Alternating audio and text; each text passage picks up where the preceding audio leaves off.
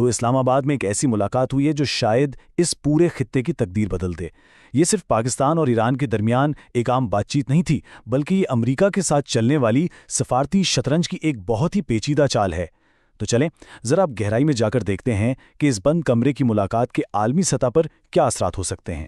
سفارتی ذرائع کا کہنا ہے کہ مشرق وسطیٰ میں کوئی بڑا امن معاہدہ ہونا اب بھی ایک پیچیدہ معاملہ ہے۔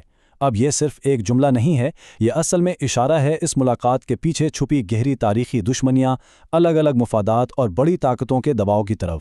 یعنی یہاں ہر قدم بہت سوچ سمجھ کے رکھنا ہوگا۔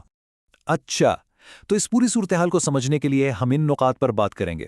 سب سے پہلے دیکھیں گے کہ خطے میں اتنی ٹینشن کیوں ہے، پھر اسلام آباد کی اس اہم ملاقات کی تفصیلات جانیں گے۔ اس کے بعد یہ سمجھنے کی کوشش کریں گے کہ پاکستان اور ایران اصل میں چاہتے کیا تھے، اور یہ سب امن مذاکرات سے کیسے جڑتا ہے، اور آخر میں سب سے بڑا سوال کہ اب آگے کیا ہوگا۔ تو آئیے سب سے پہلے اس ماحول پر نظر ڈالتے ہیں جس میں یہ سب کچھ ہو رہا ہے۔ ایک ایسا خطہ جو اس وقت بالکل ایک کنارے پر کھڑا ہے، جہاں ایک چھوٹی سی غلطی بھی بہت بڑے بحران کو جنم دے سکتی ہے۔ دیکھیں، یہ پورا خطہ اس وقت ایک بہت ہی نازک جنگ بندی کے دور سے گزر رہا ہے۔ یہ ایک ایسی صورتحال ہے جہاں توازن کسی بھی وقت بگڑ سکتا ہے۔ اسی لیے یہاں ہر سفارتی قدم، ہر ملاقات فیصلہ کن ہے، کیونکہ اگر ذرا سی بھی غلطی ہوئی تو حالات بہت خراب ہو سکتے ہیں۔ اور اس کشیدگی میں ایک اور بہت بڑا فیکٹر ہے آبنائے ہرمز۔ اس کو دنیا کی معیشت کی شہرک سمجھا جاتا ہے، جہاں سے تیل کی سپلائی گزرتی ہے۔ اگر یہ راستہ بند ہو جائے تو عالمی منڈیوں میں ہلچل مچ جاتی ہے۔ یہی وجہ ہے کہ یہ صرف ایک علاقائی مسئلہ نہیں رہا، بلکہ پوری دنیا کی نظریں اس پر لگی ہوئی ہیں۔ تو اسی پیچیدہ پس منظر میں اسلام آباد میں یہ بہت اہم ملاقات ہوتی ہے۔ چلیں دیکھتے ہیں کہ اس بند کمرے میں کون کون موجود تھا اور میز پر کن موضوعات پر بات ہوئی۔ تو بات ہے 25 اپریل 2026 کی۔ مقام تھا اسلام آباد۔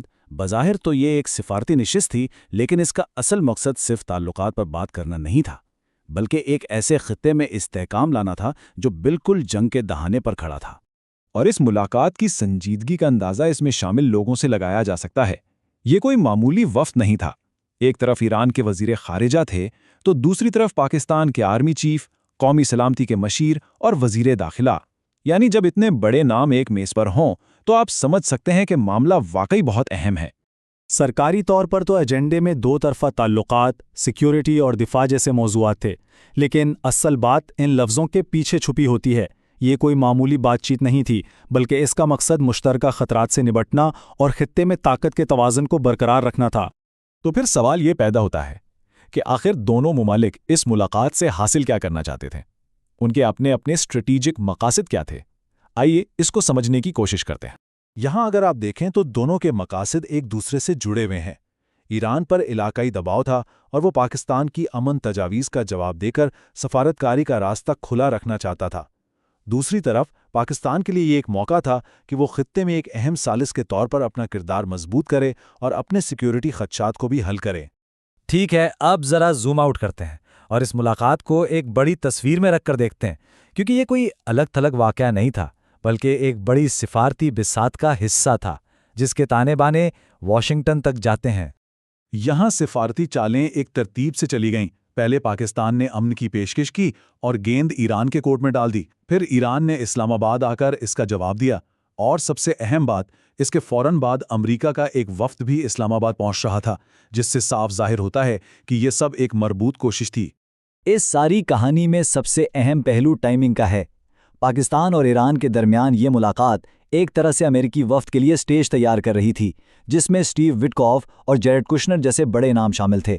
تو یہ کوئی اتفاق نہیں تھا، بلکہ ایک سوچی سمجھی سفارتی حکمت عملی تھی۔ لیکن یہاں ایک رکاوٹ بھی ہے۔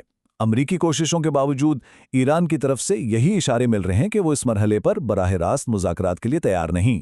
اس سے یہ ظاہر ہوتا ہے کہ عدم اعتماد کی خلیج اب بھی بہت گہری ہے اور اسے ختم کرنے میں وقت لگے گا۔ تو یہ سب کچھ ہمیں کہاں لے جاتا ہے؟ اس ملاقات کے بعد آگے کیا ہوگا اور وہ کون سے بڑے سوالات ہیں جن کا جواب ملنا ابھی باقی ہے؟ خلاصہ یہ ہے کہ اسلام آباد کی یہ ملاقات امن کی طرف ایک بہت اہم قدم ضرور ہے، لیکن منزل ابھی بھی دور ہے۔ یہ ایک بڑی اور پیچیدہ سفارتی پہیلی کا صرف ایک حصہ ہے اور ابھی بہت سے ٹکڑے جوڑنا باقی ہیں۔ اور یہ ہمیں اس ایک اہم سوال پر چھوڑ جاتا ہے، کیا اسلام آباد میں ہونے والی صرف ایک ملاقات دہائیوں پرانے علاقائی تنازعات کو سلجھا کر ایک وسیع رنگ کا راہ ہموار کر سکتی ہے۔